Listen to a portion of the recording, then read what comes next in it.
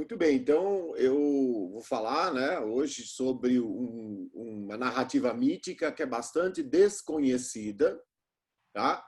Que é a narrativa de Atalanta. E eu coloquei como um tema, né, uma chamada, um subtema, que é essa heroína que vai viver dentro de um universo muito masculino. Né? Então, como é que ela vai se construir, consolidar, né? E tudo, enfim, que acontece com ela. Nós teremos muitas aventuras pela frente e já aviso para vocês não ficarem desesperados, porque eu vou recortar muitas histórias para conseguir compor a história da Atalanta. Tá? E muito bem, então eu coloquei aí para vocês alguns autores, né, que tem alguma referência sobre ela. Ela já aparece na Ilíada, o Homero, né, vai citar principalmente a caçada do javali de Cálidon, que nós vamos passar para essa história. Depois o Hesíodo também traz, né, a história de Melânio e Atalanta, são pequenos trechos, e o Ovídio vai trazer a história do Meleagro, tá? Que é uma história bastante importante. Mas quem mais falou e deu assim, uma estrutura para a história foi o Apolodoro. Tá? Ele é, então, um romano, né, um depois de Cristo, e é ele quem, então, melhor compôs essa narrativa. Tá? Mas ele e é muito curioso, porque não tem no Brasil o texto o livro do Apolodoro, né? Não foi traduzido em português, e eu trouxe, obviamente, eu tenho uma cópia em italiano, e é muito interessante assim a linguagem dele, porque ele não conta com uma emoção, né? Então, para mim, o mito, eu acho que o Aedos tem que contar com emoção, senão e ele conta tudo muito seco assim, né? Então tem uma certa questão típica, né, da autoria do Apolodoro. Muito bem, então diante disso, eu queria dizer que assim, em mitogênese, esse mito ele vem do século X antes de Cristo. Ele é muito grego, né, que vai ter uma roupagem, uma certa tinta, né, romana, mas ele é mais grego que romano, e ele é do século, né, X antes de Cristo. Ok? Então, é um mito bastante antigo. Tá? A história começa, né, numa região chamada Etólia. A Etólia ainda existe como esse nome, tá? Ela é uma das regiões da Grécia e ela está ao norte do Peloponeso e é uma região muito montanhosa, bastante montanhosa, né? Muitos campos sobre as montanhas, tá? E lá então vivia o rei, né, Iassos. Esse rei Iassos era casado com uma titânida chamada Clímene, né? Clímene tem toda uma história só para ela, tá? Eu estou agora só fazendo um cortezinho aqui. Clímene foi desejada por Zeus, assim como Tétis foi desejada por Zeus. E como elas desprezaram, né, Zeus, então, diante de um concílio, estabeleceu a elas uma lei bastante dura. O fato delas jamais poderem se casar com imortais, elas só podiam se casar com mortais. Tá? Então, Tétis, muito mais tarde, vai se casar com um tal de Peleu, né? E ela vai ter um filho chamado Aquiles, tá bom? E a Clímene casa-se com o Iassos, tá? Esse casamento se deu porque realmente o Iassos desejava a Clímene, queria muito. Mas, quando Clímene vai viver na Etólia, ela queria transformar a região da Etólia num sistema ginecocrático, ou seja, em que as mulheres fossem a liderança e não os homens. Né? Ela, como uma titânida, né, tinha essa intenção. E o que foi acontecendo? Ela foi tendo filha atrás de filha. Então, ela só tinha filhas, só nasciam princesas. E ela foi aumentando e dando força àquilo que os gregos chamavam de gineceu, lugar das mulheres. Né? O gineceu passa a ter, então, uma importância muito grande na Etólia. E aí o que acontece? O Iassos, ele quer um príncipe herdeiro. porque ele acha que essas filhas todas, essas princesas, só lhe dariam o trabalho de ter que depois, né, colocá-las numa situação de noivado, e aí quem são os pretendentes, tá? Então, toda aquela complicação do sistema patriarcal que ele carregava e que Clímenes se opunha, obviamente, a tudo isso. Okay? Mas ele vai até o oráculo de Delfos, né? O oráculo de Delfos, torno a repetir para vocês, era um lugar muito especial, não era para qualquer um, né? Tinha que ter bastante importância e dinheiro para poder, né, frequentar o oráculo de Delfos, ouvir a pitonisa, tá? E no oráculo, o Iassos ouve, né, um vaticínio, uma profecia, que diz o seguinte, que só o enjeitamento de tua 7ª filha trará um herói em família. Tá? Então ele falou, puxa, eu tenho que ter então mais uma filha, número 7, eu vou ter que enjeitá-la para que venha o herói. Mas ele pensa errado.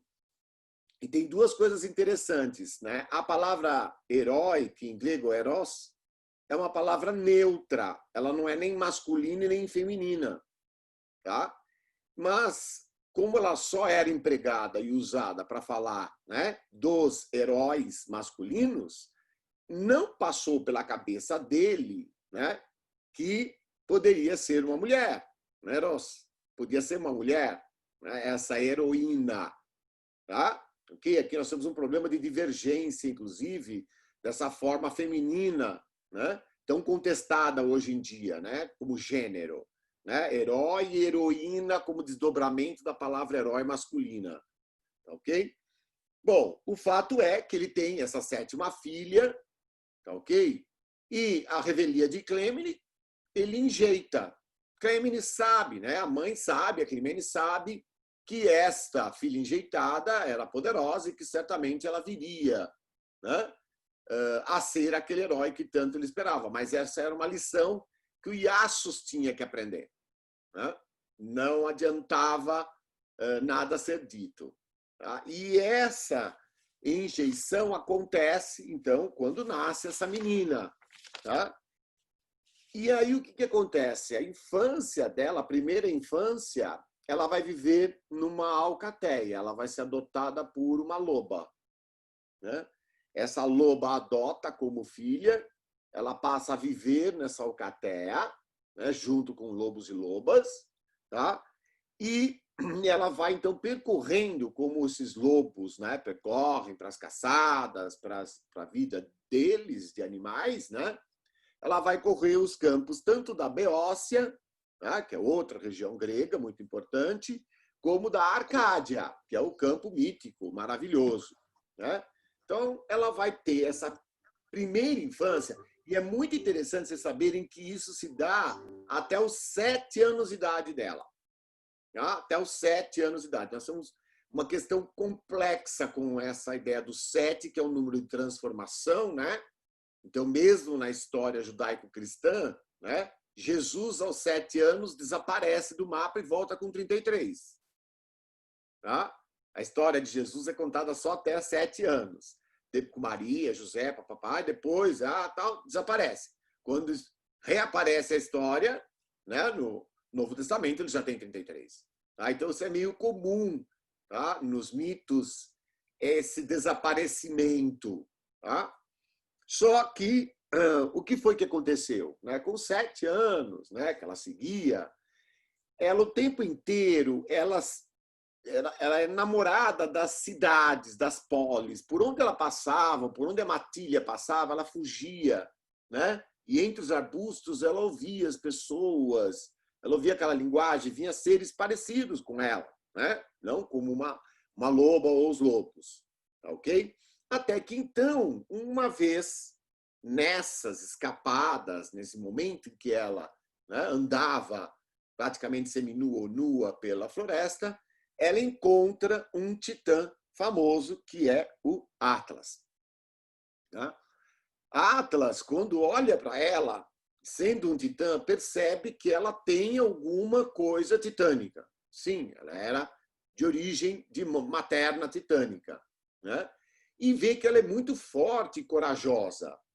Okay? E diante disso ele fala assim, és forte e suportas a adversidade com coragem, né? Chamar-te-ei Atalanta. Então ele batiza, né, essa menina loba, tá, de Atalanta, ou Atalante. Tá? Às vezes em grego aparece a palavra Atalante, tá? Que significa aquele que tem coragem e tem força de suportar as adversidades. Né? Nada mais heróico do que o próprio nome dela. Ok? Então, a Atalanta, a partir desse momento, ela se afasta da alcateia, dos lobos, tá? E passa a se dedicar a uma deusa. E a deusa que recebe é uma deusa que vive nos campos, que vive da caça, né? E tem toda é Ártemis. Tá? Então, ela vai ser uma ninfa, né? Uma seguidora de Ártemis.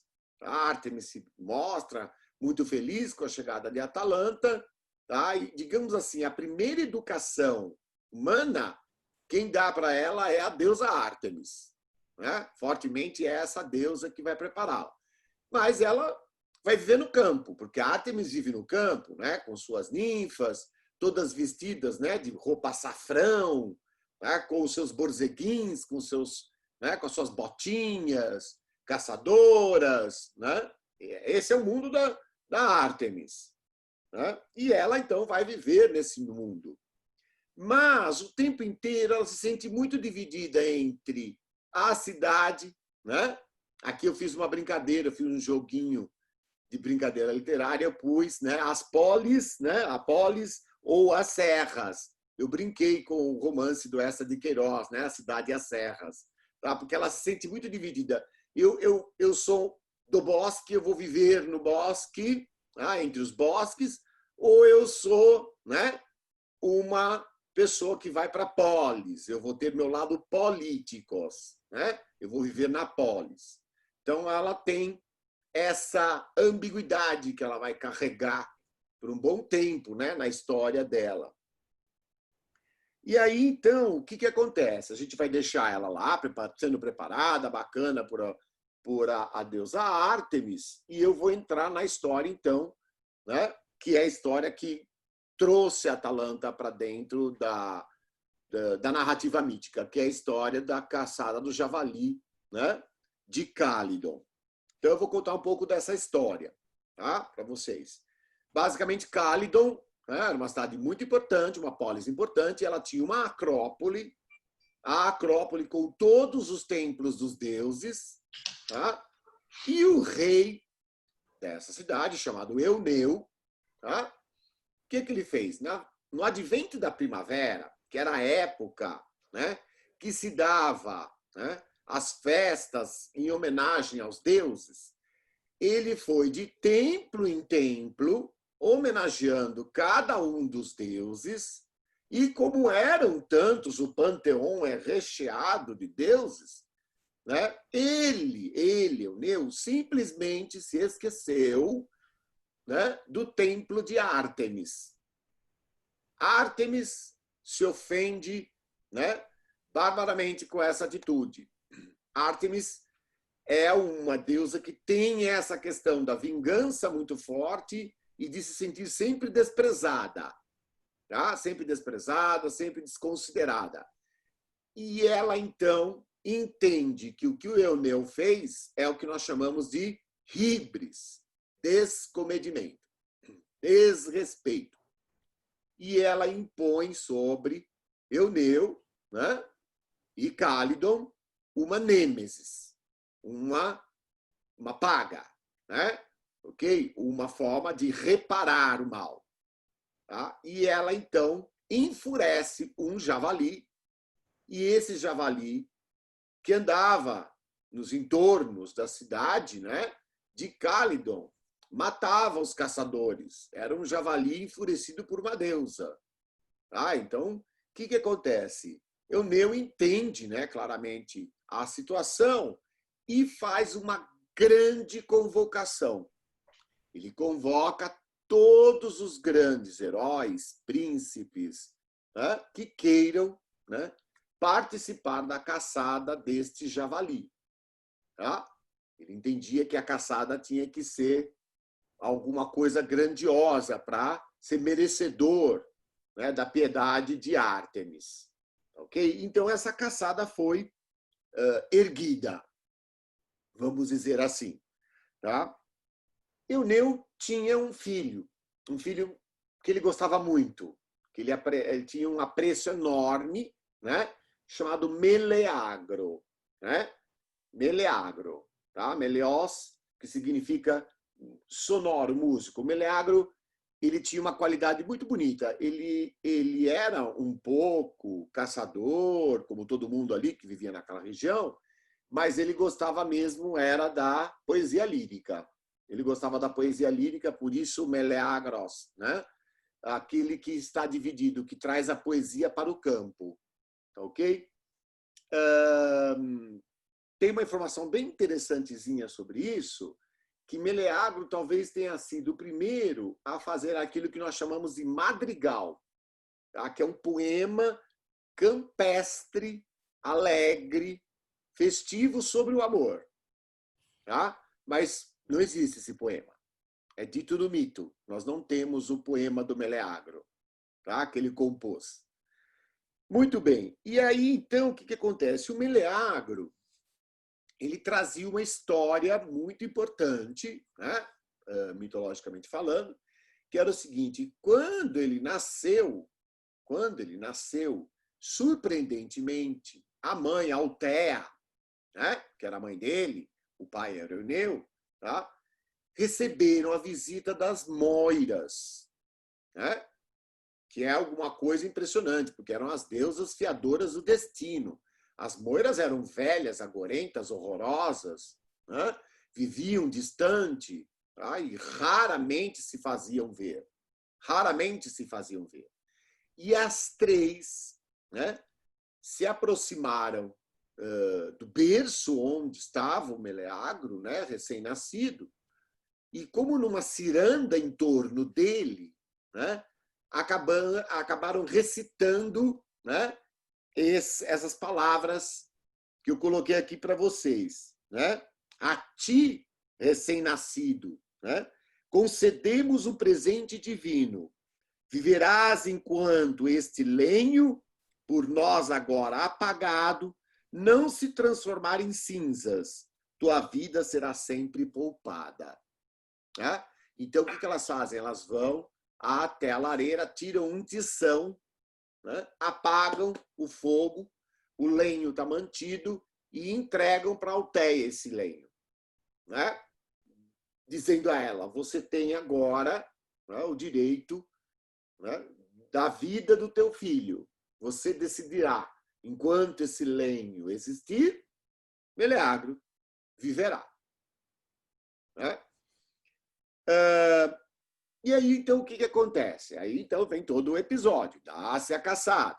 Né? Muitos foram os convidados. Nossa, né? O que apareceu, né, de herói, príncipes, para participar disso é uma coisa enorme. Tá? Dentre eles, o Teseu, por exemplo, estava lá. Né? Então, o Teseu bastante importante, ele vinha de Atenas, né? Quer dizer, a participação dele era importante. Admeto, tá? De Féres, que era outra polis importante, também príncipe, 2 príncipes até agora, né? Acasto, que era príncipe também, de Olcos, tá? Jasão, tá? Jasão, que, embora não fosse príncipe, estava se construindo como herói, tá? Para assumir o poder de Olcos. Tá? E Angelau e Anseu, que eram irmãos, né? E tios do Meleagro, irmãos da Altea. Tá? Entre outros. E esse grupo de homens, todos foram até Cálidon, e você sabe que para o grego a hospitalidade é absolutamente imprescindível. Então, se uma pessoa vinha ou vai na sua casa, no seu reino, você tem que oferecer tudo para ela. Dar de comer, beber, vinho, cuidar, né? E eles, então, estavam lá e confabulavam e diziam, não, porque o javali isso, o javali aquilo, tá? Porque tem uma questão muito importante, tá bom? Não era fundamental caçar o javali imediatamente, tá? Tem que ter todo esse entourage em torno, toda essa discussão, todos esses debates, tá? Tudo isso é que engrandecia as figuras, né? E também mostrava para os deuses a importância, tá, da caçada. E Ártemis, então, ó, ia ficar toda contente, ok? Então, a coisa menos importante, né, era chegar nas vias de fato, ok? A maior prova disso que a gente tem é a Ilíada, né? Uma guerra que dura 10 anos, né? Que em uma única noite tudo foi destruído e acabou. Né? O que aconteceu nos outros 9 anos, tá? Ou 12 meses e 30 dias? Eles ficaram disputando, mostrando quem é mais importante, seu Heitor, seu Aquiles, seu Agamemnon, então é o Patroclo, não sei o quê. Tá? Tudo isso era importante. Tá? Não simplesmente chegar, pôr lá o cavalo e destruir tudo. Ok? Isso aí foi o fim. Né? A derrocada. Ok? E a mesma coisa, então, se dá com esse episódio do javali. Então, eles ficaram lá dialogando e tal. E nessa história, já alguns dias tinham se passado, tá? Que eles estavam todos lá, e eles se apresentavam, então, não sei o quê. Surge Atalanta. Ela ouve falar, tá? E aqui tem uma coisa importante para vocês, que nesse mito é muito interessante, que são duas figuras divinas, né? Muito antigas, né? Que os gregos chamavam de Tóribos e o outro Cóltis. Eles eram dois irmãos. O Tóribos são os rumores, os disque-disques, tá? E o Cótis é a fofoca. Então, o que acontece? Quando acontecia um episódio desse, tá? O Córis e o Tóribus saíam e espalhavam por todo o entorno, por mundo todo, o que estava acontecendo. E por isso tantos heróis vinham à convocação, tá? Ok? Não tinha como convocar pela internet, por nada disso. Tinha que ser no boca a boca, ok? Tem mais uma coisa, eles tinham os dois, eles tinham uma irmã bastante famosa, tá? Que era a deusa da discórdia, né? Era Diké, a deusa da discórdia, ok? Então é bem interessante vocês pensarem, diz que fofoca e discórdia, né? Parece que as coisas caminham juntas, tá? Então, tudo isso aconteceu para que se desse o advento da caçada. Quando a Atalanta chega, ela se apresenta, né, vestida com o seu borzeguim, como se ela fosse mesmo uma ninfa de Ártemis, e fala, vim para a caçada. Né? E aí todos deram risada. Imagina, uma mulher, né, caçadora, vai para Ártemis, não sei o quê, riam dela. E ela falou, não, eu vim para a caçada e vou participar dessa caçada. Tá? Ela se fez forte. Né? Meleagro fala assim, mas que condição você tem para isso? E ela fala assim, eu fui criada por lobos. Ártemis me ensinou. Se há alguém a quem esse javali, né, merece morrer, é por mim. Então, Meleagro ficou extasiado, encantado com ela. Amor à primeira vista, paixão. Ele se apaixonou por ela. E ela por ele. Porque ele olha para todos aqueles grandes, né, e diz assim, Atalanta fará parte da caçada. Tá? Euneu corre para saber o que está acontecendo. Como assim você admitiu uma mulher participar da caçada? Isso vai ofender os heróis, vão se sentir ofendidos com a presença dessa mulher. Ele falou assim, ela é uma heroína.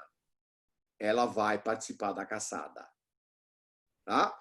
E aí Altéia, né, vendo isso, chama o Meleagro e fala assim, como é que você admite que essa mulher participe da caçada? Tá? Você não sabe que isso depõe contra todos nós, os deuses, né? O lugar das mulheres é no gineceu, né? O lugar das mulheres é no gineceu, não numa caçada entre homens. E ele falou, não, ela vai sim, e digo mais, depois da caçada, eu vou me casar com ela. Eu tenho certeza que ela também quer isso. De fato, a Atalanta queria muito. Ela se apaixona bastante por ele, gosta muito dele. Gosta muito dele. Bom, a caçada começa com a presença dela. Tá? Primeiro dia, flechas de cá, flechas de lá. Esse javali fugiu para um lado, fugiu para o outro. À noite, grandes conversas. Né?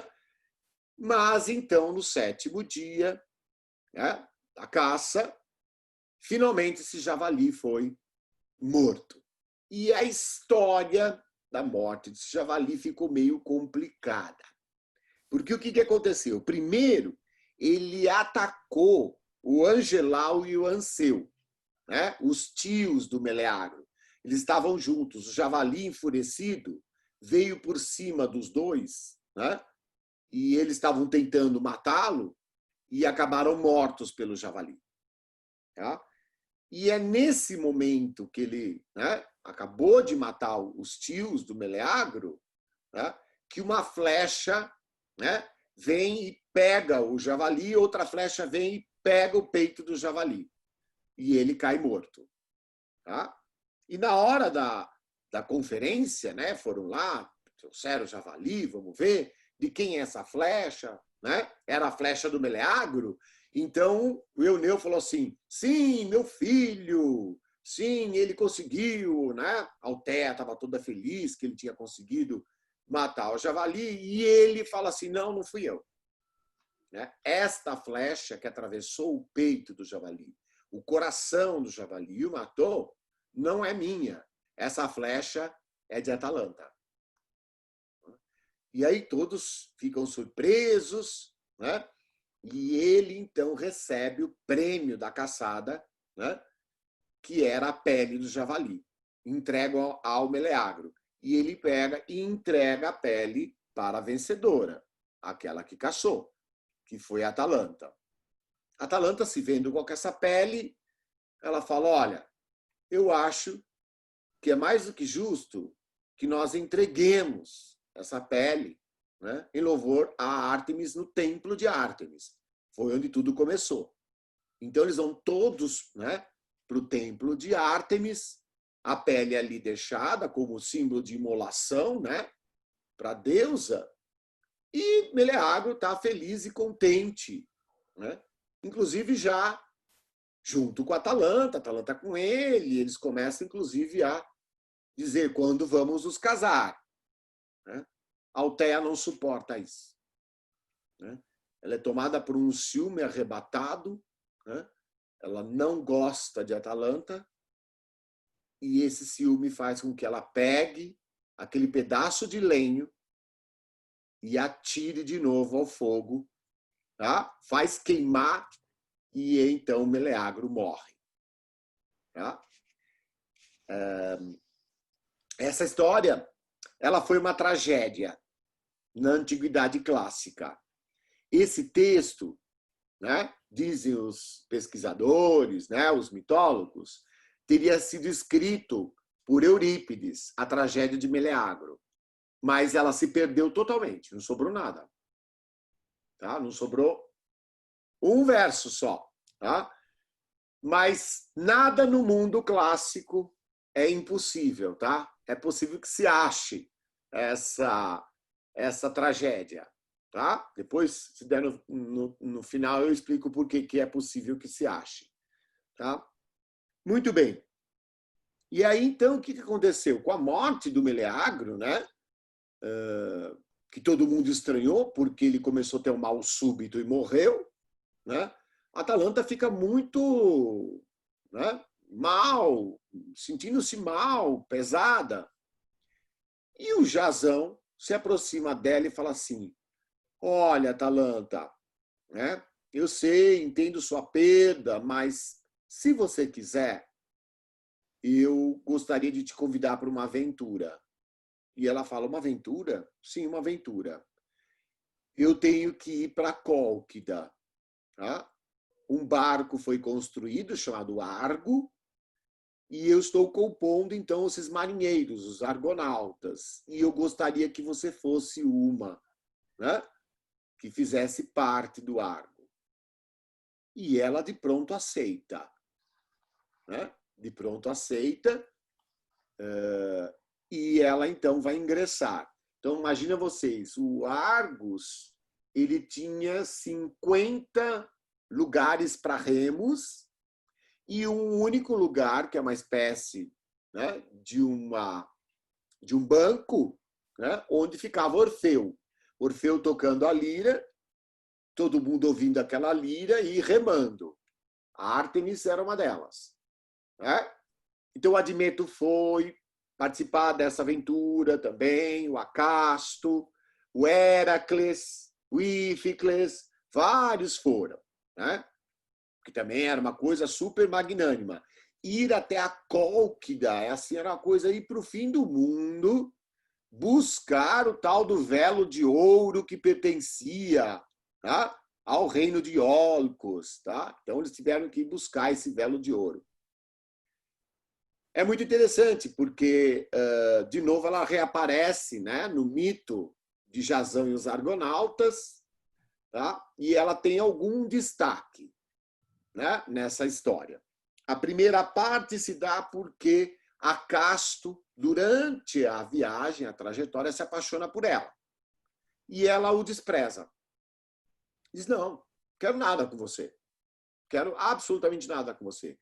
E ele acha isso absurdo. Como uma mulher se atreve a me desprezar? Eu, Acasto, tá? Que sou hoje príncipe de Iolcos, tá? Que participei da caçada do javali de Cálidon, como uma mulher. Então, o que ele começa a fazer? Ele começa a difamá-la entre os argonautas. Né? Começa a difamá-la. E aí, o Acasto, nessa ofensiva toda, né? Até que, então, quem é que vai lá e fala, não, você não pode fazer isso. Tá? E quem toma o partido de Atalanta foi Jasão. Jasão falou assim, aqui quem manda sou eu, e eu vou dizer uma coisa, eu não quero nenhum dos meus, né, nautas esmerecidos. E faz com que Acasto, né, peça desculpas a Atalanta das ofensas que disse a ela, que foram bárbaras, tá? E isso, óbvio que gerou uma situação de constrangimento entre todos. Né? Ver um príncipe herdeiro de um reino importante aos pés, de joelho, pedindo àquela mulher selvagem, porque ela era meio selvagem, né? Desculpa pelas ofensas que te fiz. Tá? A outra parte que ela tem uma importância muito grande, né, é que eles desembarcam numa ilha chamada Lemnos. Isso já mais... Nós estamos lá no Mar Egeu mais oriental, tá? Indo mais para as ilhas do Oriente.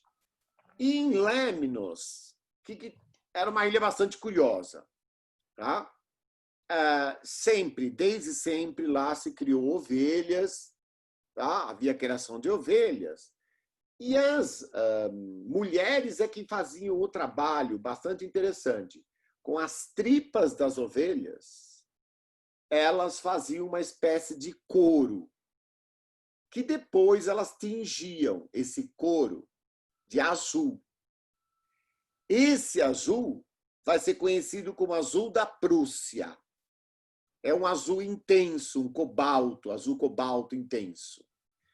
E essa pigmentação que elas faziam e o lidar com o couro impregnou nelas. Então, elas tinham as mãos impregnadas desse azul, tá? Ok? Às vezes partes do corpo por conta de mexer no couro. E com o tempo, né, e com o constante trabalho com o couro, e com o azul da Prússia, elas começaram a ficar com um cheiro desagradável, um cheiro muito forte, tá? E desagradável. Então, o que os maridos fizeram? Inventaram uma guerra com a Trácia, tá? Que era próximo, ok? Era assim, um dia de navegação já estava lá. Inventaram essa guerra, tá? E elas descobriram que tudo era mentira, que na verdade eles iam para a Trácia, né, para se deitarem com as mulheres trácias, né? E elas nada, né? Porque elas tinham esse odor. Então, organizadas pela líder de Lemnos, né, elas decidem, então, dar um golpe de Estado. Vamos assim dizer. Transformar Lemnos numa ginecocracia extrema. E, então, elas matam todos os seus maridos. Tá? Matam todos. Quando os argonautas estão chegando na ilha de Lemnos, eles são super bem recebidos pelas mulheres, né? Como elas sabem que eles logo vão sentir aquele cheiro que elas emanam, que é um cheiro muito forte, né? E elas estavam desejosas, além de dar vinho para eles e tudo, e hospitalidade e festa, elas deram também assim uma essenciazinha de papoula, tá? Para eles ficarem bem balãozinho. Tá? Quem não entrou nessa história foi a Atalanta, porque ela viu aquele bando de mulheres, os homens todos, aqueles homens todos se agarrando com a mulherada, e ela falou, sabe o quê? Eu vou ficar no Argos, eu vou ficar tomando conta do barco. Tá? Porque ela desconfiava que ali boa coisa não era. E ela fez muito bem, porque passado 3 dias, né, ela consegue arrancar o Jasão lá do meio, né, do bacanal e fala, olha, e agora? Vocês vão ficar aqui para sempre? Né? Nós não vamos para Clóquida? E aí o Jasão entende o que estava acontecendo e traz seus homens todos de volta. Tá? O mais difícil de arrancar foi o Heracles. Foi dificílimo arrancar o Heracles, ele não queria sair de lá. Tá? Mas conseguiram arrancar o Heracles. Tá? O Ilas conseguiu, né, arrancar o Heracles. E graças à Atalanta, né, eles recobraram a consciência, porque eles viviam, estavam lá naquele, né, naquele torpor todo com aquelas mulheres. Né? Quando eles chegam na Cólquida, né, que se dá, então, né, a prova, né, que o Jasão tinha que passar para conseguir o Velocino d'Ouro, e que entra a figura de uma princesa chamada Medeia, né, que entra a figura da Medeia, Atalanta chama o Jasão e fala assim, olha, cuidado com essa mulher. E ele fala assim, não, imagina, ela é uma princesa da Cólquida, tá? É uma princesa estrangeira, não tem por que ter medo dela, né? E ela vai me ajudar. E, de fato, a gente sabe, e vamos ver na próxima semana, tudo que Medeia faz, né, para ajudar o Jasão. E quando eles estão regressando, né, para a Grécia, indo para Iolcos, Medeia não bate o santo dela com a Atalanta. Tá? A Atalanta não bate o santo dela com Medeia. As duas começam, tá? E aquele instinto da Atalanta, que é sempre muito mais selvagem do que nunca, tá? Se vê ameaçado pela figura da Medeia. A Medeia a ameaça, na verdade. Então, o que ela faz? Ela chega para Jasão e fala, olha, você já conquistou seu Velocino d'Ouro, tá tudo certo, eu vou ficando por aqui. Tá? Na próxima parada, eu desço. Tá? E a próxima parada foi no lugar chamado Helesponto. Tá? Hoje, esse lugar se chama Dardanelos. Tá? Ele é um estreito. Tá, ok? E esse estreito ele está dividindo a Turquia, tá? A Turquia asiática da Turquia europeia, tá? Está lá no Mar de Marma e também divide a parte do Mar Egeu. tá? Então, ela vai descer nesse Helesponto, tá? Todos vão embora, ela fica ali, e há um tempo da história que a gente não sabe o que foi que aconteceu, tá? Então, a gente chama que é o tempo do Kairos, o tempo passou, tá? Tem um buraco na história dela, vamos dizer assim, tá? E ela só vai reaparecer, né, num episódio de que ela, Atalanta, foi ao oráculo de Delfos, né, sempre vestida de caçadora como ela era, tá? E o oráculo diz para ela assim: quando regressares às tuas origens, teu coração brilhará mais uma vez. Tá? E ela entende que regressar às origens era se defrontar e descobrir quem era o pai dela, quem era a mãe dela. Né? Certamente não eram aqueles lobos de quem ela foi adotada. Né? Então ela parte em busca, né, da origem dela, né, dos pais, né, os pais biológicos, vamos assim dizer. Ok? E é muito interessante, porque todo o percurso dela, quem vai o tempo inteiro conduzindo a Atalanta, sem que a Atalanta saiba, é Clímene, a mãe. Ela é conduzida pela mãe. Tá? E então ela regressa à Etólia. Ela chega na Etólia, tá? Lugar onde ela tinha nascido, e era um dia bastante frio e ela vê uma cabana, um velho, enrolado nas suas vestes, já, né, nos seus últimos momentos de vida. E ela entra nessa cabana, né, para pedir abrigo, fogo. Ele olha bem, né? E ela fala assim: você sabe? Ele fala assim: você sabe quem você é? Ela fala assim: é aqui, é isso que eu estou buscando, né? Eu entendo que eu sou da Etólia. E ele fala assim: e eu sei que você é a filha que eu enjeitei, né? O teu olhar ainda é o mesmo do dia em que eu te pus, né, no meio do bosque e vi que uma loba se aproximou e farejou você, não para te devorar, mas para te criar. E ela abraça esse velho sem entender a razão, né, pelo qual ele fez isso. Ele fala que foi maldito, né, pelo oráculo, que ele sofreu uma maldição e ele morre nos braços dela, né? E é ela mesma que vai enterrar então o pai, né, o Iassos. Tá? Clímene jamais se mostrou para ela, tá? Ela já tinha rompido relações e ela vai para Etólia e encontra as irmãs princesas, né? Aquela liderança toda, aquele gineceu funcionando, né? Já tinha se transformado num sistema ginecocrático, mas ela não se interessa em ficar ali entre aquelas irmãs. Não se interessa. E ela decide então voltar, né, a caçar, voltar para Ártemis e viver de caça, e andar pelos bosques. Ela é muito livre. Essa coisa de seguir padrões muito fechados, né, que a polis obviamente exige, não era a cara dela. Tá? E aí, então, é num dia desses de caçada e de aventuras, né, pelos bosques, que ela conhece o Melânio. Tá?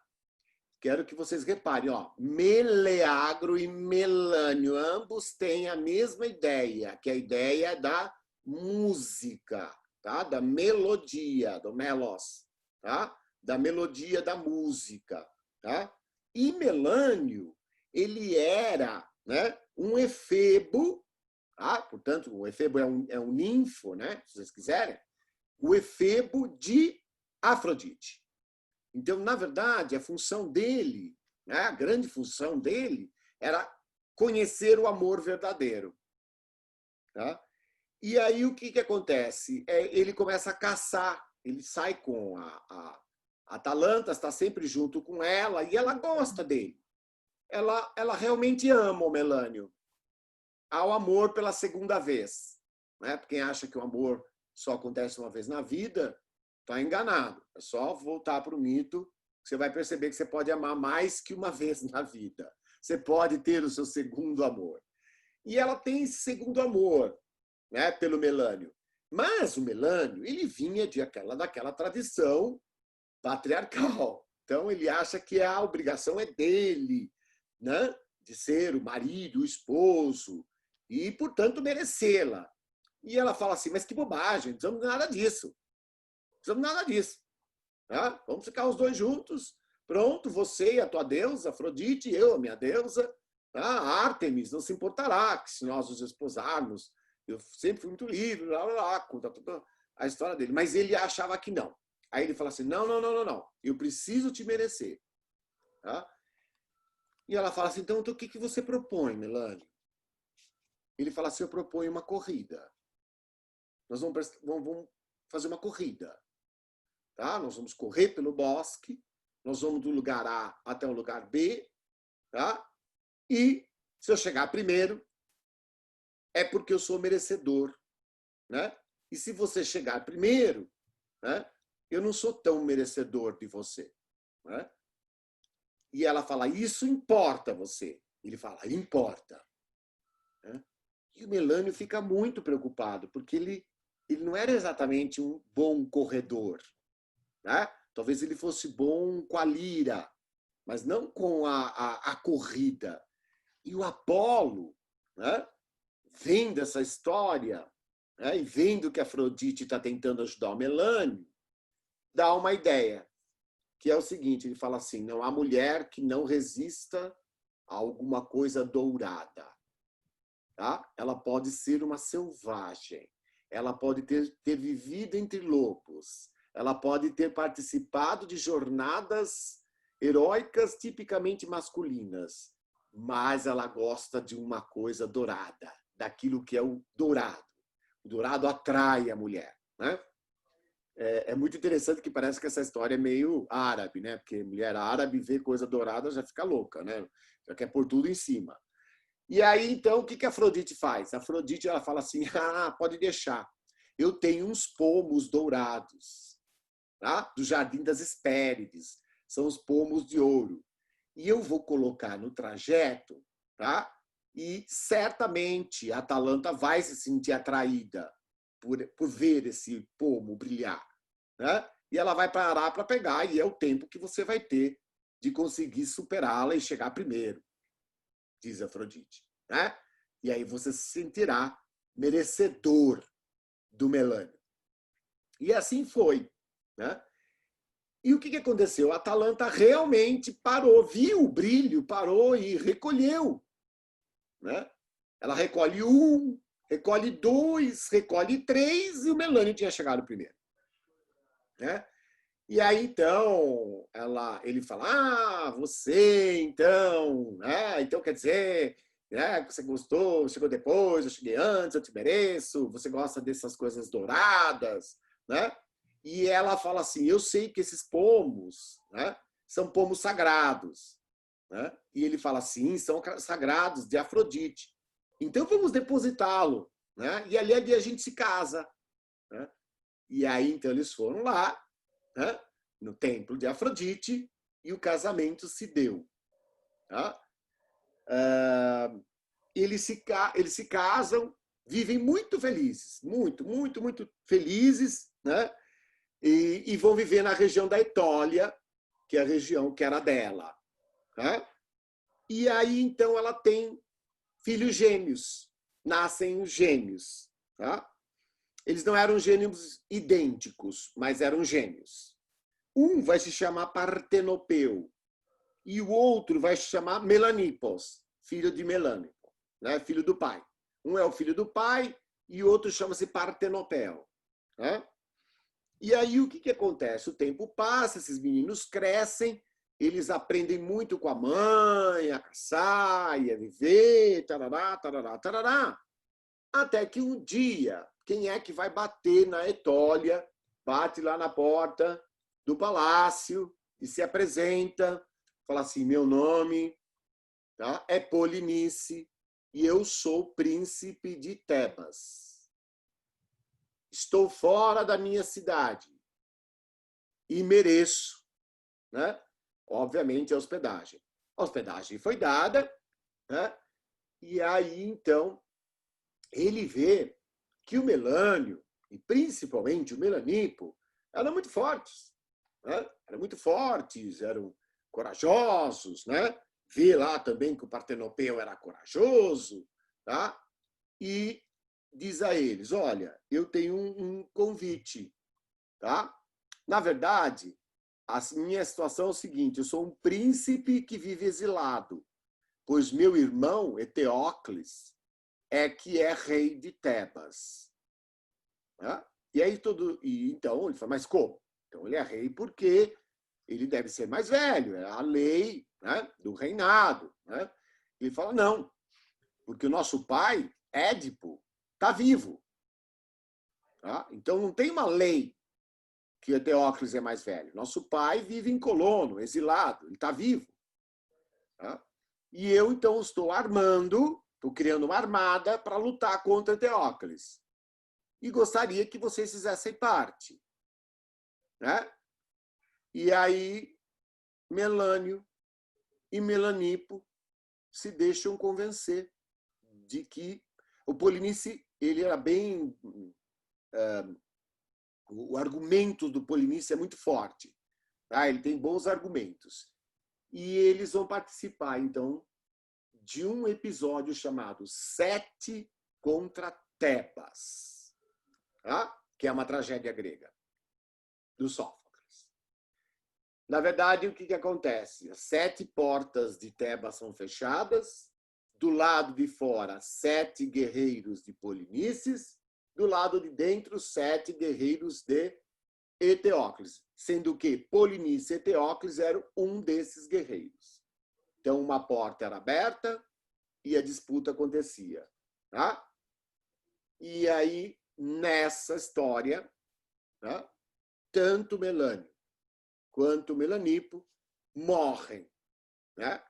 Morrem na batalha, né, em favor de Polinices. E aí, com a morte dos dois, né, a Atalanta fica muito, muito triste, né? E fala assim, eu acho que eu não tenho mais por que ficar nesse palácio, tudo lembra, né?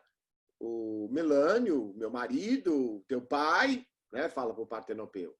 E o Partenopeu fala assim, eu também não quero ficar aqui, né? Ela fala assim, eu vou voltar para os bosques, eu vou regressar aos bosques, né? É lá que eu vou viver. Tá? Meu pai morreu sozinho também, solitário no bosque, é para lá que eu vou. Então, ela parte, né? Deixa, né, o legado com as irmãs e vai para os bosques. E o Partenopeu, o que ele faz?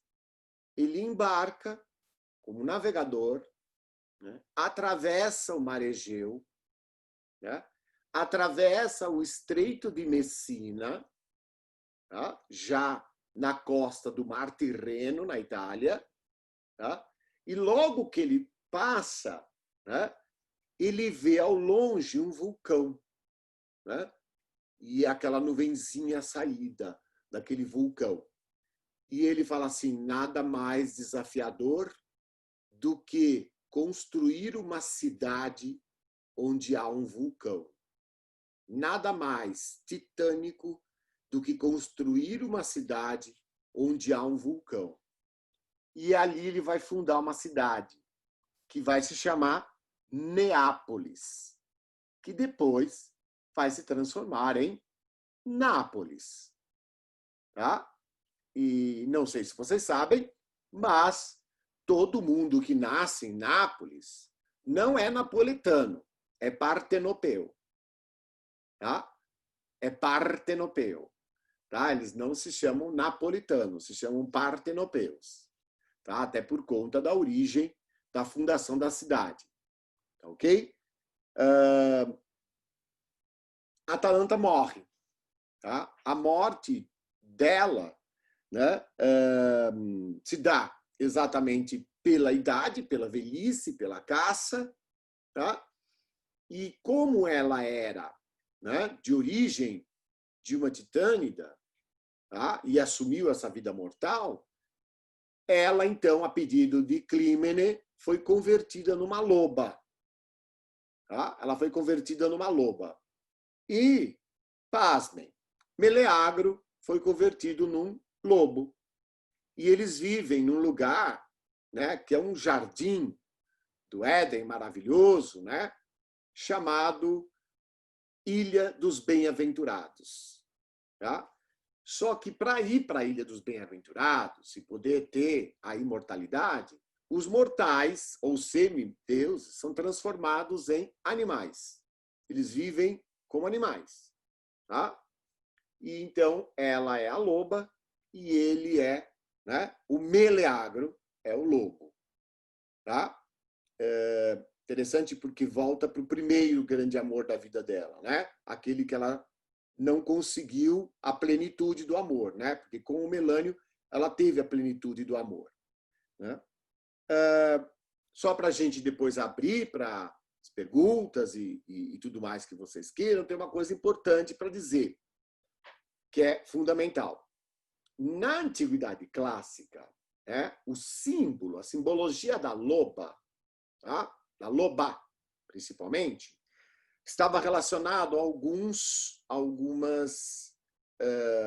quesitos muito importantes, como a inteligência, liderança, compaixão, proteção e fecundidade. Tá? Vou repetir, ó, inteligência, liderança, compaixão, proteção e fecundidade. Tá? Essa é a figura da loba.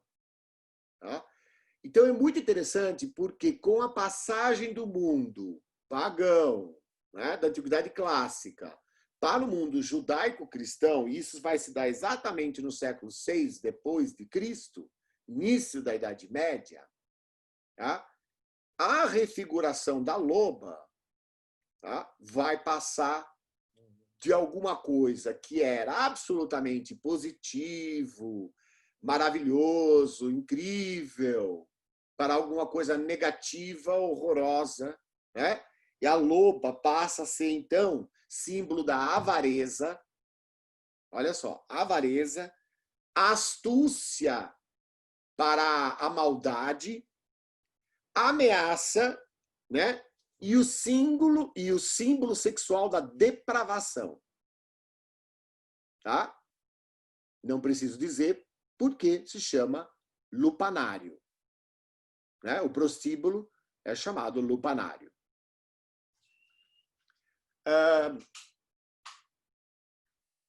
Então, é isso.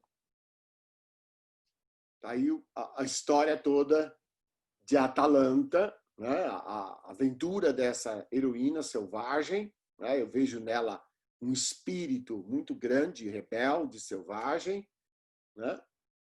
E a vivência dela com a cidade, o campo, os amores, os filhos, né? A guerra, do qual ela sempre, né, não esteve próxima, mas perdeu na guerra, né, o marido e o filho, então, uma luta, né, que é o Sete contra Tebas. Ok? Tudo bem, Silvia? Vamos abrir aí para as pessoas. Sim. Alguém gostaria de comentar, perguntar?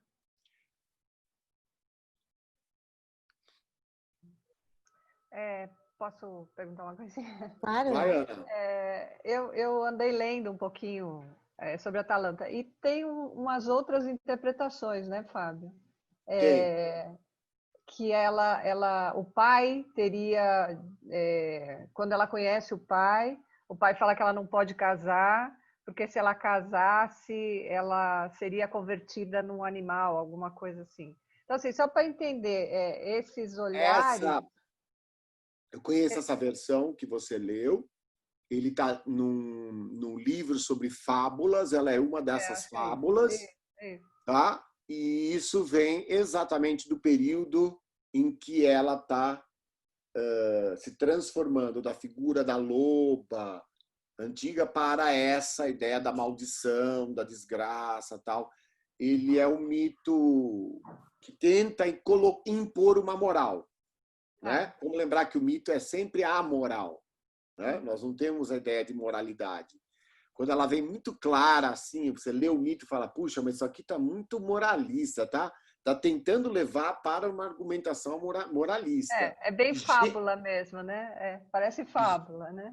E geralmente a mulher tem que ser submissa, tem que aceitar a condição, aceitar a regra de um jogo que é colocado por um sistema maior, né? A polis é constituída pelo patriarcado, não pelo matriarcado, né? Isso é muito interessante. Tá? E certamente esse texto que você leu, ele deve ter vindo de alguma fonte tardia romana, mas sim, já depois de Constantino, já depois, então, para lá do século 3 ou 4 depois de Cristo. Tá? Essa foram aquelas pesquisas Google da vida. Tá. Né? Mas eu vou pesquisar, ver de onde vem essa. É muito legal. A gente já consegue descobrir. Com certeza.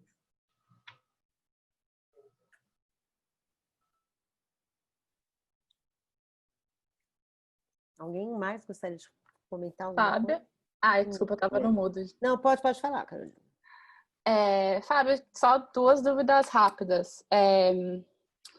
A primeira é só para confirmar. A Ilha dos Bem-Aventurados é onde o Admeto e a Alceste também acabam. É o mesmo lugar?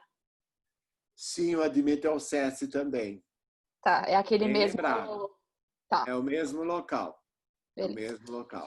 E aí, minha segunda pergunta é se tem algum tipo de... Porque quando você contou a história do segundo amor, que tem essa ideia, né, do efebo de Afrodite, né, então, da deusa do amor.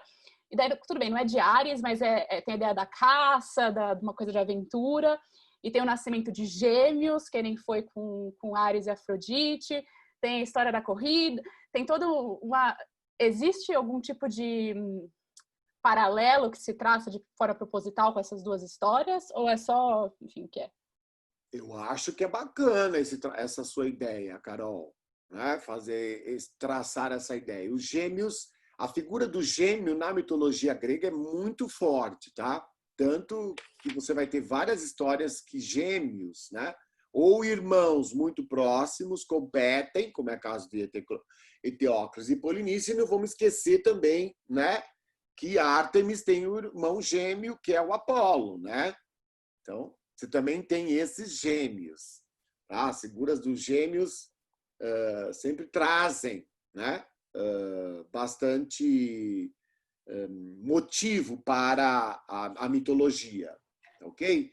E o 7 como sendo um número bastante transformador. Ele é cabalístico, transformador. O 7 tem muitos significados, né?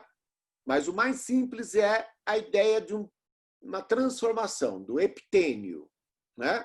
Se você for pensar bem, a nossa vida ela é regida por setes, né? Por os nossos epitênios. Ok? Então, o seu nascimento, quando você chega aos 7 anos, né? Você começa a entrar num período que é um período de latência, né? Mais 7, você tem 14, você entra na adolescência. Mais 7, 21, você já é considerado um adulto, né? 28 é a completude da sua primeira formação, né? A vida, me formei nisso, eu sou isso, aquilo, né? 35, né? Atualmente está sendo o casamento, antigamente era antes, né? Mas 35. E assim você vai nos 7, né? Nem sempre exatamente o 7º ano, dizem os cabalísticos, que pode ser um pouquinho... O advento pode se dar um pouco antes ou um pouco depois, mas é a ideia dos epitênios, tá? Do 7, por exemplo. Né? Na mitologia tem muita coisa com 7. Muito, muito, muito, muito mesmo. Né?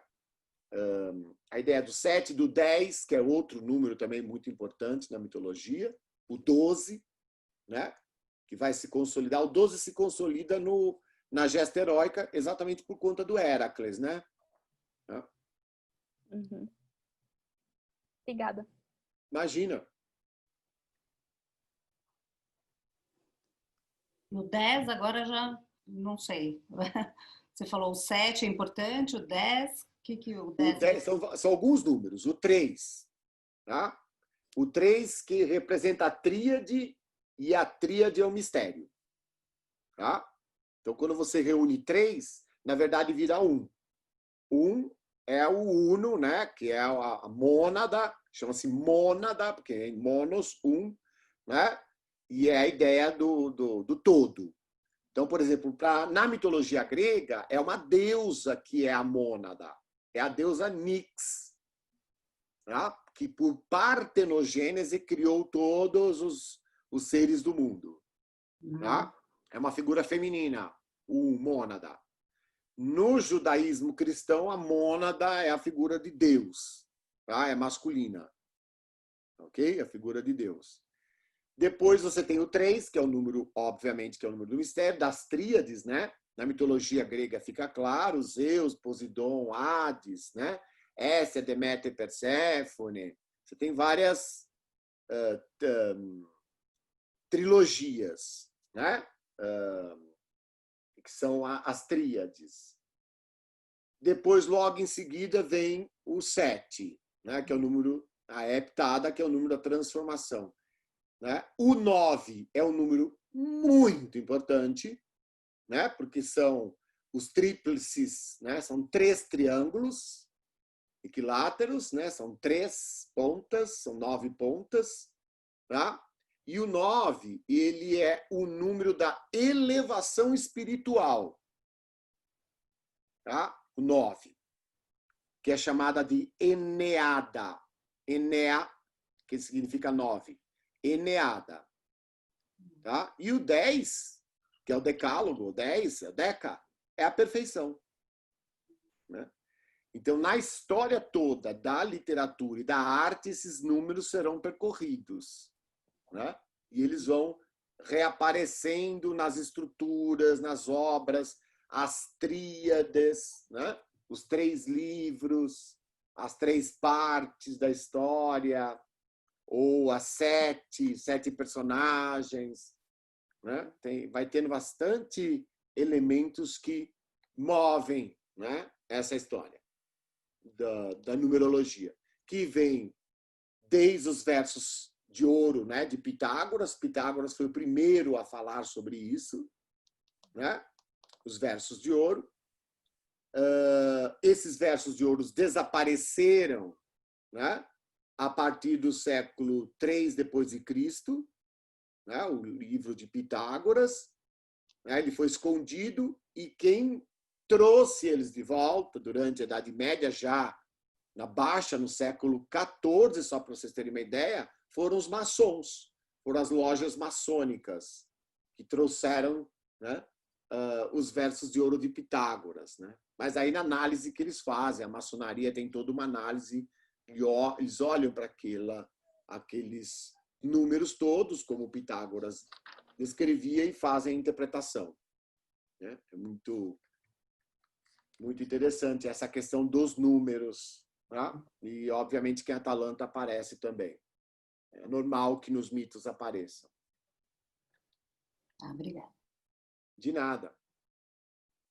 Agora, que há um intervalo entre os 7 anos de idade e ela já, né, ninfa de Ártemis, que, portanto, né, seria 14, 15 anos.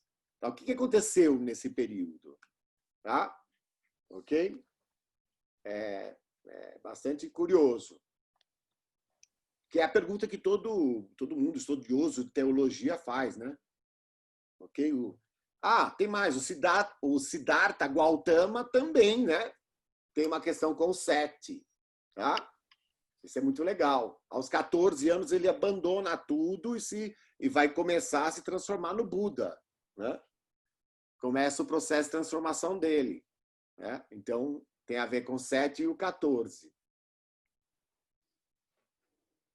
São números míticos.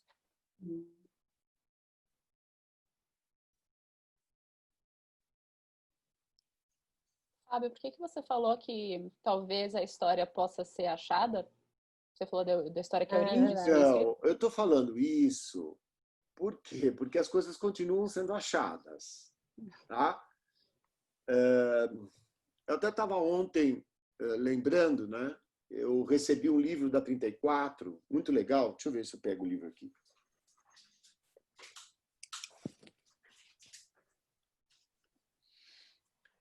O livro eu indico, super indico, chama Quéreas. Depois eu ponho direitinho para vocês no WhatsApp, porque é um nome difícil.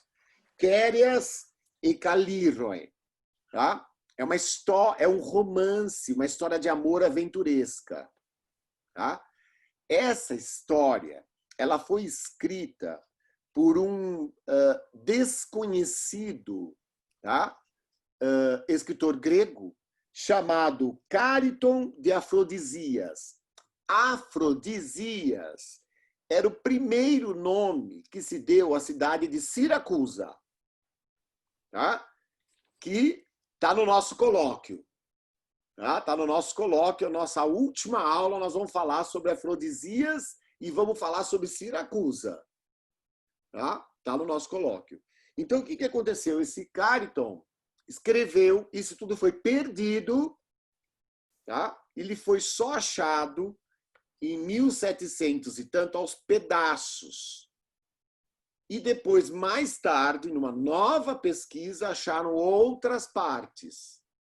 E aí a 34 publicou o livro dessa história de amor. Não dá para ver porque eu estou com fundo. Dessa história de amor. Tá? Que é muito novelesca. Ela tem um tom novelesco. Tá? Porque o Quéreas, né? E a Calíroe, né? Que vocês imaginam, Calíroe, que quer dizer a bela, né? Vem de Kalos, Cali, né? Que quer dizer belo. Tá? O Quéreas e a Cali se apaixonam. O Eros coloca um no caminho do outro, eles se apaixonam, mas depois começa uma série de desventuras. É uma desventura em série. Tudo vai dando errado, até que no final eles vão então se redescobrir e vão estar juntos. Aliás, alguns trechos, né, desse primeiro romance, né, que querem defender, obviamente, os estudiosos, né, principalmente os latinistas, o primeiro romance, ele traz partes daquilo que a gente encontra também nos contos do Boccaccio. Tá? Então, tem algumas aventurinhas, e é uma delícia de ler o livro, é uma delícia. Eu recebi ontem, da 34, já estou terminando praticamente. Só fiquei lendo hoje, né, o tempo inteiro, compulsivamente. Tá? Para fazer inveja para o Adalberto, que ele não recebeu ainda da 34 o livro, tá? Então ele não leu ainda. E eu me lembro, numa aula de grego, né, lá na USP, né, pessoal, no milênio passado, tá? Que o professor nosso, o Henrique Murasco, veio com um trecho desse texto. E ainda não cheguei ainda na parte do que o trecho... ele trouxe um trecho e falou, olha, é um remanescente, é uma arqueologia, é um fóssil trazido da Antiguidade Clássica, escrito em grego. Tá? E aí nós ficamos lá, nos debruçamos, eu acho que um mês para conseguir traduzir 12 linhas, entendeu? Com o professor. E aí foi maravilhoso, tudo, e ficou na minha cabeça. Só que tinha apagado, né? Aí quando chegou o livro, eu falei, não acredito, né? Não acredito que tem um livro agora. Então, foi sim, eles fizeram pesquisas, descobriram um monte de coisa. Então, na verdade, nós, né, estudiosos que gostamos da Antiguidade Clássica, a gente sempre acha que em algum lugar ainda tem alguma coisa que dá para descobrir. Dá para cavar e achar. Tá? Isso não é mentira, pessoal. Se vocês pensarem, olha que coisa maluca, né? Todo mundo achava que a escola de Platão era uma invenção, que sim, era aquela pintura linda lá do Botticelli, tá? Que não era, do Raffaello, que não era verdade aquilo. O que aconteceu? Quando Atenas resolveu fazer o metrô e começaram a escavar, né? Vocês podem imaginar como é que é fazer o metrô em Atenas ou em Roma? É assim, tipo, a cada 10 metros que passa o tatuzão, para tudo, porque encontraram alguma coisa. Aí escava, aí vem, então, né? O estudioso de antiguidade clássica diz: não, isso aqui tem a ver com Bizâncio. Então chama um especialista em bizantino, que não sei o quê. Aí começa a botar tudo para fora. Tá? E vai virando museu. E eles encontraram, tá? Está na estação Sintagma. Tá? O dia que você for para Atenas, vai na estação Sintagma. Quando você descer as escadas rolantes, você vai ficar impressionada, porque eles encontraram a escola de Platão. Estava lá. Todinha ela, com chão, pavimento e tal. Óbvio, não era como o Rafael imaginava, com todos eles juntos, porque eles nem eram da mesma época. Mas encontraram a escola de Platão. Quer dizer, então tinha mesmo a escola de Platão. Não era um delírio, ou alguém que inventou que Platão se reunia em Atenas, né, com seus discípulos. Tá? Isso acontece direto. Na Europa ainda hoje é assim, né, com escavações e descobertas. Ok? Quanto mais você vai na parte mais seca, por exemplo, portanto, para o lado de Persépolis, né, no Irã, tá? É possível que você ainda encontre pergaminhos, porque a aridez não destrói, né? Não molha, não rasga, não desmancha. Eles ficam guardados, encapsulados, né? E você consegue resgatar. Então, é mesmo do campo da esperança de encontrar mais coisas sobre nós. Sobre nós, né? Como humanos, assim, como a nossa história. Sim, é uma loucura. Temos que manter essa crença. É uma loucura. E esse mito que eu contei hoje para vocês, ele foi perdido durante séculos. Né? Séculos. Pedaços de história sobreviveram. E agora ele já está reunido, a gente consegue fazer quase que todo ele. Ele tem uns intervalos, né, que a gente não sabe, mas ele está quase inteiro. Né? E ela é uma heroína. Isso que é significativo, porque a gente não tinha nenhuma história de heroína. Né? Tantos heróis gregos e não tinha uma figura feminina. Né? E o que eu gosto dela é que ela é absolutamente... Ela tem um poder, né? Que os gregos chamavam de quitônico, com C mudo, quitônio, né? Que é esse poder da força geratriz, da força embrionária mais instintiva e selvagem, né? Que não vê a fronteira e as leis, né? Por exemplo, né? Zeus, ele é muito patriarca, né? Zeus, eu diria assim para vocês, modernamente, eu faço essa imagem. Quem seria Zeus? Ele seria dono de uma repartição pública. É o lugar que ele mais gostaria. Porque tem gaveta, tá? Tem arquivo, tem carimbo, tem que passar no A, no B, no C, no D. Entendeu? Tem que passar em todo... Ele é assim, ele é todo departamentalizado. Por isso que ele fez isso com o mundo. Tá? E essas mulheres, elas não veem essas divisórias. Elas não veem essas divisórias. Vocês vão ver que Medeia não enxerga o mundo dessa maneira. Tá? O meu grande trabalho aqui vai ser convencer vocês a semana que vem, tá? De que ela não é uma assassina vil que matou os 2 filhos por amor a Jazão. Tá? Eu vou tentar mostrar para vocês uma outra Medeia. A Medeia por trás da Medeia. Tá? Essa é a minha... Diga. Eu fiquei com uma dúvida. Assim, você falou da reconfiguração do significado da loba. Eu queria entender um pouco por que houve essa ressignificação de uma coisa tão bonita para algo tão vil, né? Não sei se é vil a palavra. Por que teve essa modificação? Olha, tem várias teorias. Tá, Elô? Várias teorias. A teoria que eu acho que é bastante plausível é o seguinte. A loba que amamenta gêmeos, tá? Amamenta gêmeos, que é aquela figura que a gente vê, que é marcadamente símbolo de Roma. Tá? Não era romana. Tá? Essa história não é romana, essa história é etrusca. Tá? Vem da Etrúria, do norte, onde está a Toscana hoje. É que os romanos, quando eles lutavam, eles absorviam tudo. Então, eles absorveram essa história e trouxeram para dentro da história romana, para além do Enéas, que vinha, obviamente, com Virgílio, né? E, portanto, a fundação de Roma, tá? Vinha a história da loba, que amamentava os gêmeos. Então, o que aconteceu? À medida em que essa figura da loba que amamenta os gêmeos foi se desenvolvendo e penetrando e entrando em confronto com a concepção da Igreja Católica Apostólica Romana, tá? E com as figuras de papas, o que aconteceu? Houve uma inversão. Aquilo que era para ser positivo, né, belo, encantador, se torna negativo. Então, quando você abre, né, o Dante, ok? Que você está lá na selva escura, ele encontra 3 animais.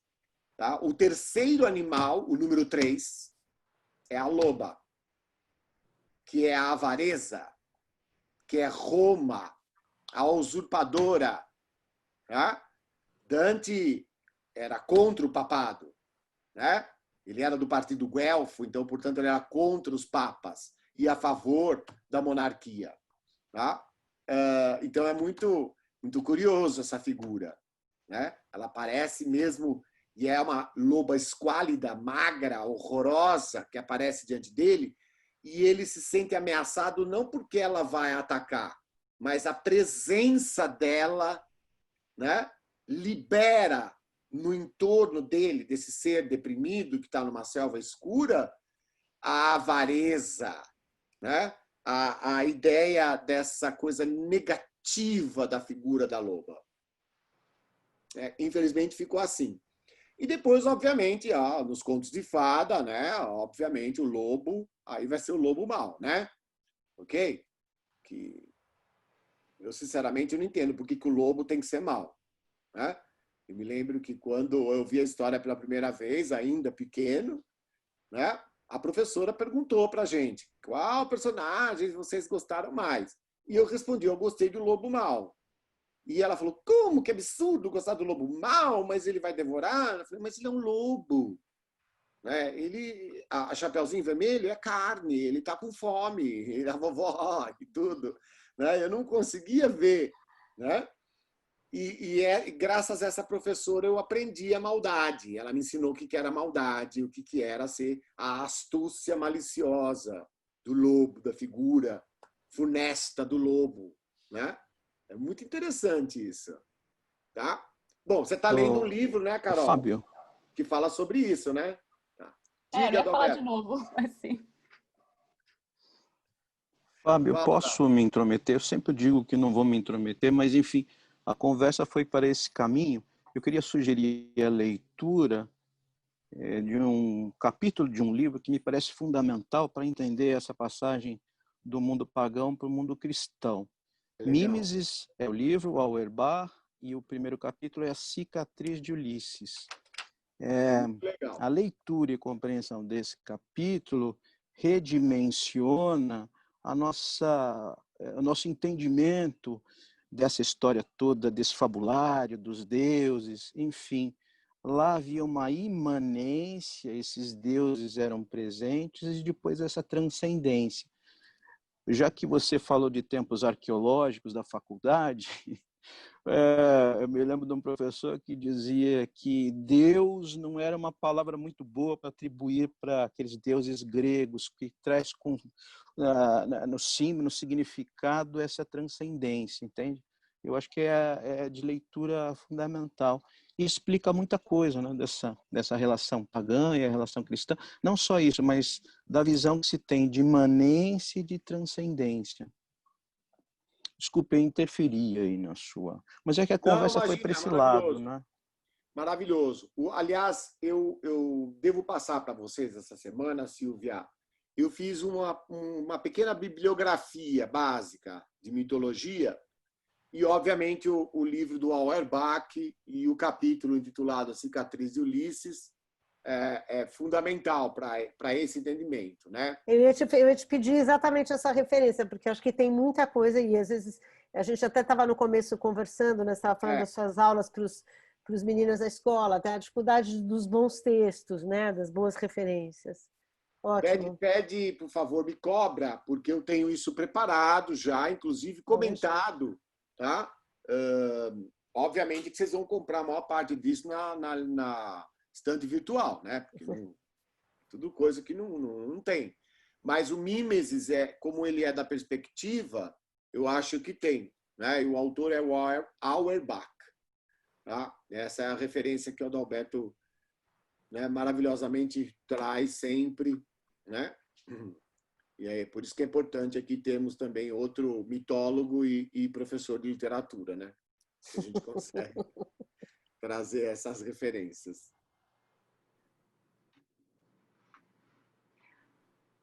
Adalberto, fiquei curiosa. Aonde você dá aula? O que você faz? Fiquei curiosa, desculpa. Não, agora eu não dou mais aula. Eu me aposentei de vez. Fiquei 35 anos em sala de aula e dei aula em 30 escolas. É difícil até fazer a lista. Gracinha, Porto Seguro, enfim, muita escola. Agora eu estou só ouvindo o meu compadre falar sobre mitologia, aqui fora no jardim de casa, essas coisas. Mas eu e o Fábio lá em 89, foi isso, né, Fábio? 88, 89, nós demos um curso no Rio de Janeiro sobre mitologia. 86. E o Fábio continuou... 86, isso. O Fábio continuou estudando e eu parei.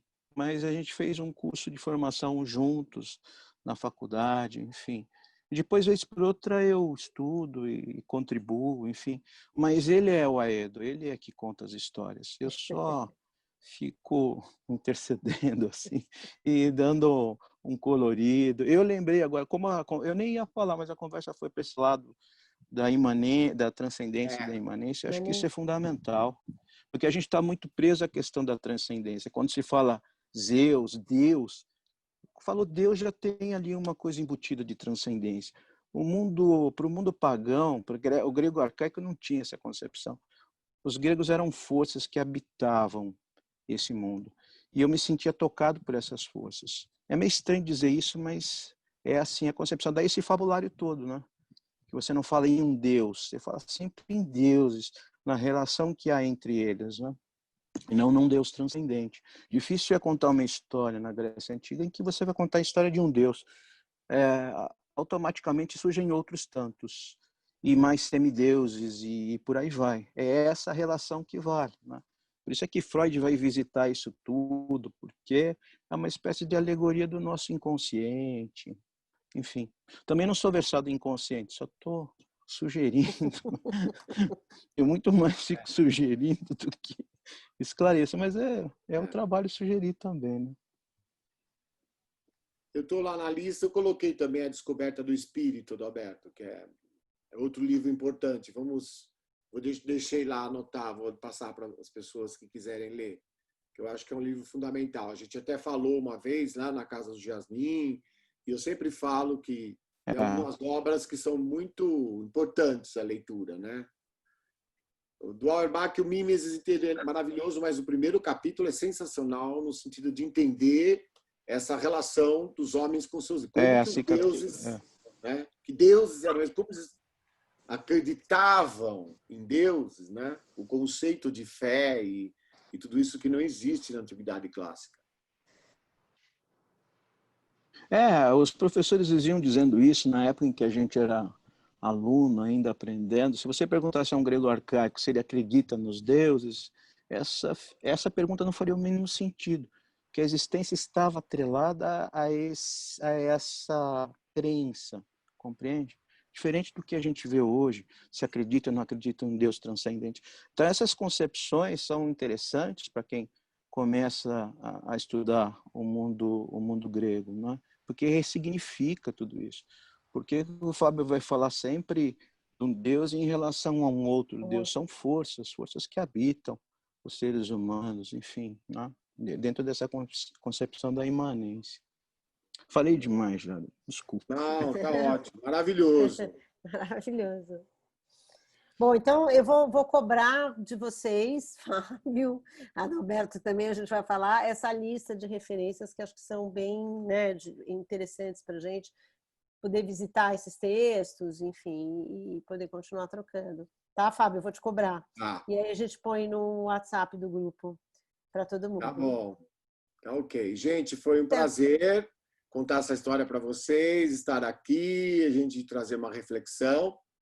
Prepare-se, a semana que vem nós vamos falar de uma figura muito forte, uma bruxa, né? Nós vamos falar da Medeia e tem muita coisa aí, muita coisa interessante sobre ela, sobre esta figura, né? A gente falou no começo, quem quiser pega seu vinho, traz para poder ouvir, né? Porque vai ser mais impactante. Pode escolher cerveja, como queira. Como que... Tá bom, gente? Então, muito obrigada, Fábio. Obrigado. Até a semana que vem, então. Até a semana que vem. Tchau, pessoal. Tchau, pessoal. Fiquem bem. Um abraço. Tchau. Tchau. Tá.